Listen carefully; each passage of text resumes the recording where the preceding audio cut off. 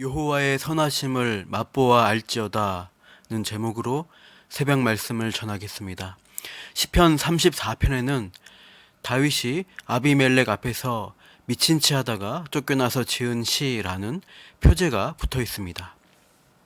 사무엘상 21장 10절부터 22장 2절 내용이 이 시편의 배경이 됩니다. 사무엘상 21장 10절, 그날에 다윗이 사울을 두려워하여 일어나 도망하여 가드왕 아기스에게로 가니.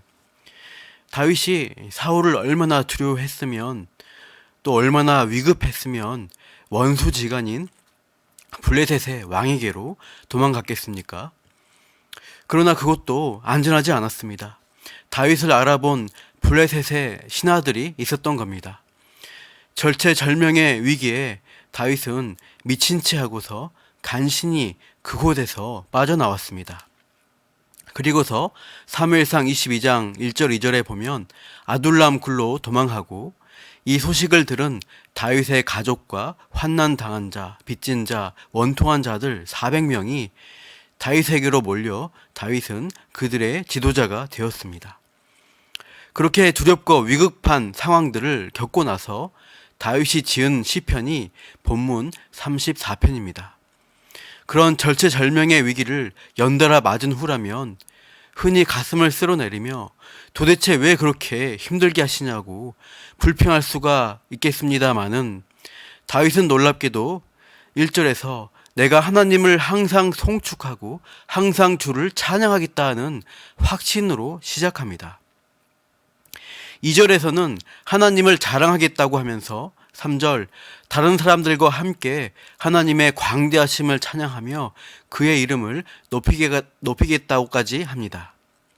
그런 절박한 사건들을 겪고 현재도 굴 속에 숨어 있어야 하는 처지인데 다윗은 어떻게 그런 확신과 찬양을 할 수가 있었을까요?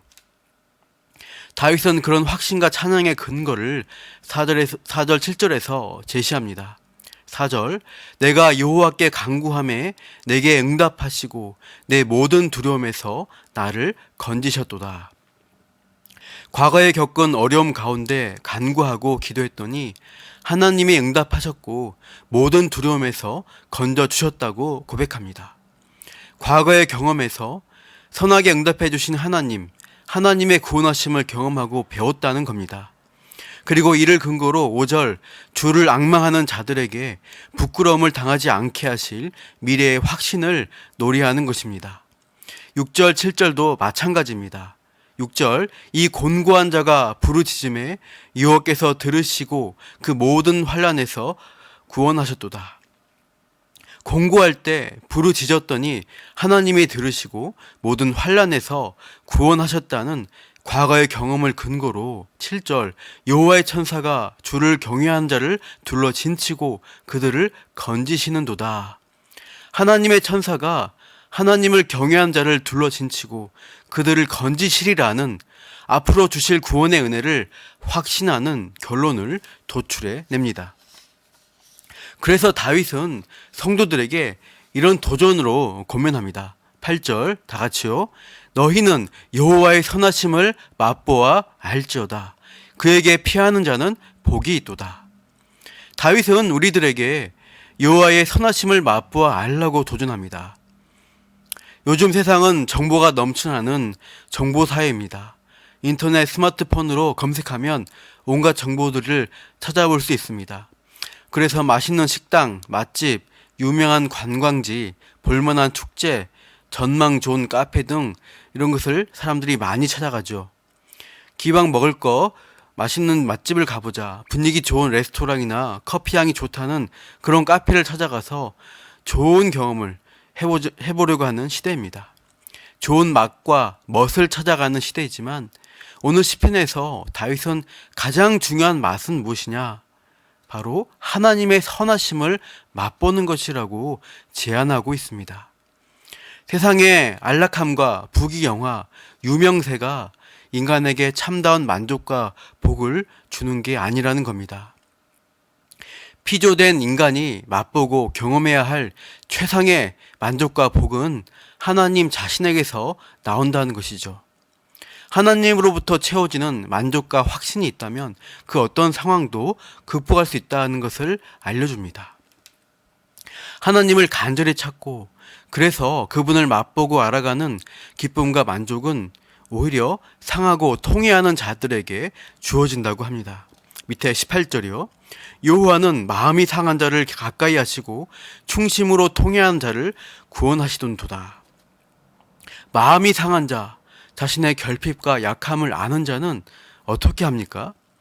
17절 보면 부르짖습니다. 구원이 자신에게서 나올 수 없음을 알고 하나님을 간절히 찾습니다. 19절 보면 고난을 많이 겪지만 그 모든 고난에서 건져주시는, 구원해주시는 은혜를 의인은 경험하게 됩니다. 다윗은 이렇게 하나님을 찾는 자를 다 의인으로 봅니다. 부르짖는 곤고한 자, 여호와를 찾는 자, 여호와를 경외하는 자 등으로 본문 곳곳에 묘사되어 있습니다. 그리고 하나님은 그들을 건지시고 구원하시고 부족함이 없게 하시는, 선하게 응답하시는 좋으신 하나님이라고 고백합니다. 고난과 공고라는 이해할 수 없는 상황이 많이 있지만 하나님은 결국 건져주시고 선으로 갚아주신다. 그래서 나중에는 그런 상황도 다 선이었음을 알게 해주시는 겁니다. 합력하여 선을 이루게 하신 자는 바울의 고백처럼 말이죠. 그렇게 하나님을 아는 지식이 있었기에 다윗은 항상 하나님을 송축하며 찬양한다고 확신 있게 본 시편을 노래하기 시작한 거죠. 다윗은 과거 경험으로부터 하나님의 선하신 뜻과 성품에 대해서 배우고 확신하게 되었습니다. 우리도 살아오면서 많은 경험을 합니다. 다채롭고 많은 경험을 하는 것이 중요하지 않습니다. 그런 경험들을 가지고서 바른 해석과 적용을 할 수 있어야겠죠.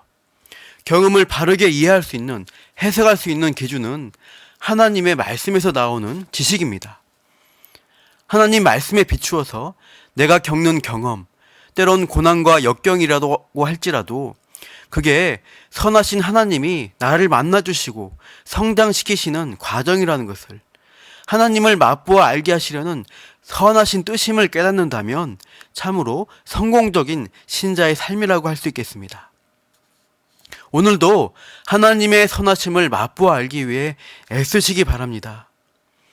세상 다른 어떤 것을 의지할 게 아니라 이 상한 마음 가지고 더욱 하나님께 매달리고 그에게 피하고 그의 날개 아래 거하심으로 진짜 복된 인생이 무엇인지를 알고 누리며 확신하시기를 축복합니다. 기도하겠습니다. 하나님 아버지, 두렵고 공고한 일들이 우리의 삶 가운데 닥쳐올 때 낙담하고 원망하면서 축 늘어져 있지 않기를 원합니다. 그 위기 가운데 더 기도하고 하나님을 찾고 구하여서 하나님의 선하심을 맛보아 아는 하나님의 자녀로 성장하기를 원합니다. 그래서 하나님이 정말 살아계신다는 확신으로 더 힘있게 찬송하며 천국 소망으로 오늘도 살아가도록 인도하여 주옵소서. 감사하며 이 모든 말씀 예수님의 이름으로 기도합니다. 아멘.